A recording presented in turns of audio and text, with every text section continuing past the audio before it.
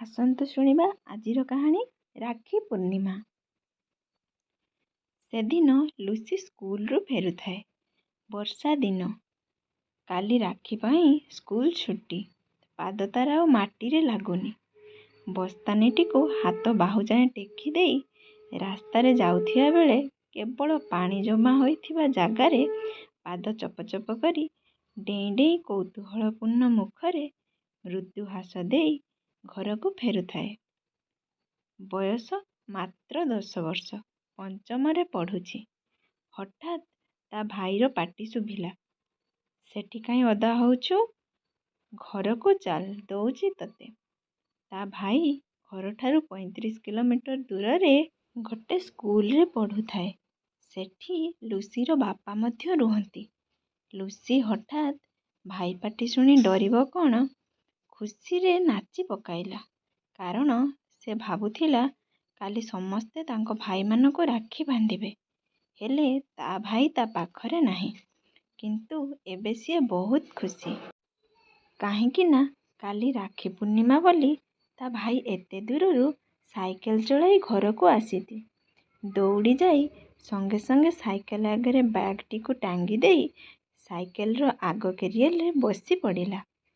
ଭାଇ ଭଉଣୀ ଦୁହେଁ ଘରକୁ ଆସିଲେ। ଭାଇ ଭଉଣୀଙ୍କୁ ସାଙ୍ଗରେ ଦେଖି ମା ବହୁତ ଖୁସି। ସନ୍ଧ୍ୟା ବେଳକୁ ତାଳ ପିଠା ହେଲା। ପିଠା ଖାଇ ଦୁହେଁ ପାଠ ପଢ଼ି ବସିଲେ। ଆଉ ରାତିରେ ମାଛ ତରକାରୀ ସହ ଭାତ ଖାଇ ଆନନ୍ଦରେ ସମସ୍ତେ ନିଦ୍ରା ଗଲେ। ଲୁସି ସବୁବେଳେ ସକାଳୁ ଡେରିରେ ଉଠେ। ଆଜି ସକାଳୁ ଉଠି ତା ଭାଇ ଗାଧେଇ ରାକ୍ଷୀ ବାନ୍ଧିବାକୁ ରେଡି। ହେଲେ ଲୁସି ମହାରାଣୀଙ୍କର ଏବେ ଯାଏ ଆଖି ଖୋଲିନି। ତା ଭାଇ ଆସି ଡାକିବାରୁ ଲୁସି ଚଟାପଟ ଉଠି ପଡ଼ି ନିତ୍ୟକର୍ମ ସାରି ସ୍ନାନ କରି ବନ୍ଦାଣ ଥାଳି ଧରି ଭାଇକୁ ରାକ୍ଷୀ ବାନ୍ଧିବାକୁ ଆସିଲା।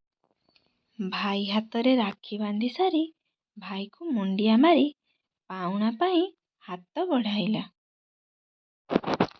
ତା ଭାଇ କହିଲା, କିଛି ଆଣିନି, ଯା ପଳା। ତାପରେ ଲୁସିର ଆଖି ବୁଜି ଘର ଭିତରକୁ ନେଇଗଲା। ସେଇଠି ଆଖି ଆଗରୁ ହାତ ଖୋଲିଦେଲା। ଲୁସି ଆଖି ଖୋଲି ଖୁସିରେ ନାଚି ଯାଉଥାଏ।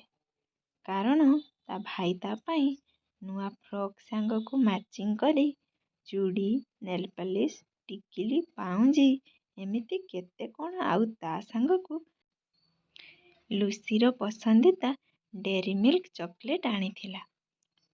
ଭଉଣୀକୁ ନିଜ ହାତରେ ସଜେଇଲା। ଲୁସି ସଜ ହୋଇ କୁନି ପରୀଟେ ଭଳି ଦେଖାଯାଉଥାଏ। ଭାଇ ଭଉଣୀ ସାଙ୍ଗ ହୋଇ ସାଇକେଲ ଧରି ଗାଁ ସାରା ବୁଲିଲେ। ଲୁସି ଯାହାକୁ ଦେଖୁଥାଏ ତା ସଜବାଜ ଆଉ ନୂଆ ଫ୍ରକ୍ ଦେଖେଇ ହେଇ କହୁଥାଏ, ଏଇ ଦେଖ ମୋ ଭାଇ ଆଣିଛି। ୟା ଭିତରେ ଅନେକ ବର୍ଷ ବିତିଗଲାଣି। ଏବେ ଲୁସି ଆଉ ତା ଭାଇର ସେମିତି ଭଲ ସମ୍ପର୍କ ନାହିଁ। ଏବେ ଲୁସି ବାହା ହେଇଗଲାଣି। ତା ଭାଇର ପିଲାପିଲି ହେଲେଣି। କେଜାଣି କାହିଁକି ସବୁକିଛି ଯେମିତି ଓଲଟି ଯାଇଛି। ଭାଇ ଭଉଣୀ ଭିତରେ ଆଉ ସେଇଭଳି ସ୍ନେହ ଭଲ ପାଇବା ନାହିଁ। ଲୁସି ଆଉ ବାପ ଘରକୁ ଆସୁନାହିଁ। କାରଣ ସେ ବାପ ଘରକୁ ଆସିଲେ ତା ଭାଇର ତା ମାଆକୁ ଗାଳିଗୁଲଜ ସହ ମାରପିଟ୍ କରୁଛି। ଲୁସି କେବେ ଯଦି ବାପ ଘରକୁ ଯାଏ ତେବେ ତା ଭାଇ ଆଉ ଆଗ ଭଳି କଥାବାର୍ତ୍ତା କରୁନି। ହେଲେ ଏବେ ବି ଲୁସି ସବୁ ବର୍ଷ ଭଳି ତା ଭାଇ ପାଇଁ ରାକ୍ଷୀ ପଠାଏ। ଆଉ ରାକ୍ଷୀ ପୂର୍ଣ୍ଣିମାରେ ତା ଭାଇ ନାଁରେ ଶ୍ରୀ ଜଗନ୍ନାଥଙ୍କ ହାତରେ ରାକ୍ଷୀଟିଏ ବାନ୍ଧି ଦେଇ ତା ଭାଇର ଶୁଭ କାମନା କରୁଥାଏ। ଆଉ ପୂର୍ବ କଥା ଭାବି ଆଖିରୁ ଲୁହ ଝରାଏ। ଧନ୍ୟବାଦ ଦର୍ଶକ ବନ୍ଧୁ। ଭିଡ଼ିଓଟି ଭଲ ଲାଗିଲେ ଲାଇକ୍, କମେଣ୍ଟ, ସେୟାର କରନ୍ତୁ। ସବସ୍କ୍ରାଇବ୍ କରିବାକୁ ଭୁଲନ୍ତୁ ନାହିଁ। ଜୟ ଜଗନ୍ନାଥ।